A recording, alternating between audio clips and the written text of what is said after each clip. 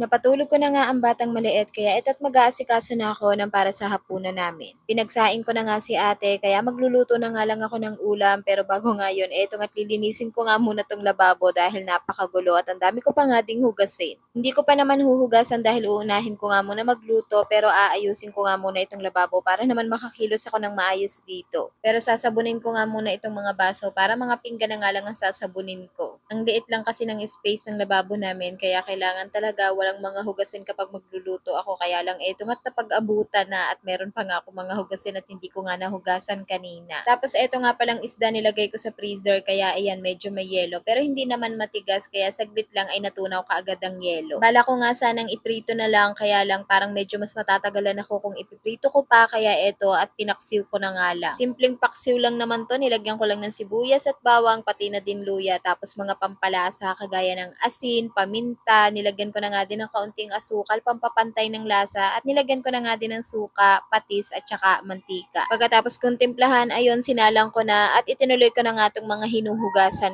ko. Pinagkainan pa nga namin to ng tanghalian at ngayon ko pa nga lang nahugasan. Maisingit ko na nga din pala dahil may mga nagtatanong nga sa akin kung ano daw pinapakain ko sa aking batang maliit. Bale mga gulay nga lang ang pinapakain ko sa kanya at minsan talaga pinaghahalo-halo ko yun dahil meron naman akong blender na panggawa ng puree niya. Kapag meron kaming manok, minsan hinahaluan ko pero isang hiwa lang tapos hinahaluan ko din ng kaunting kanin. 3 times a day ko na nga din pala siya pinapakain. At ang mga pinapakain ko naman sa kanyang gulay, yung mga nakasanayan nating gulay, minsan pinapakain ko siya ng okra, kalabasa, carrots, patatas, minsan pinapakain ko din siya ng kamote. O siya, balik na nga tayo dito sa ginagawa ko. Pagkatapos ko nga maghugas sa mga pinggan at malinis ko ang lababo, maya-maya lang naluto na din ang niluluto kong pang-ulam kaya kumain na kami. Pagkatapos namin kumain, hinugasan ko na din kaagad ang mga pinagkainan namin tapos naglinis naman ako dito sa salas. Kapapalit ko nga lang nitong sofa cover, etong at magpapalit na naman ako dahil kitang-kita talaga ang mga dumi dyan. Minsan kasi dyan ko pinapakain ng aking batang maliit at minsan talaga makalat siya kumain tapos minsan naglulungad pa.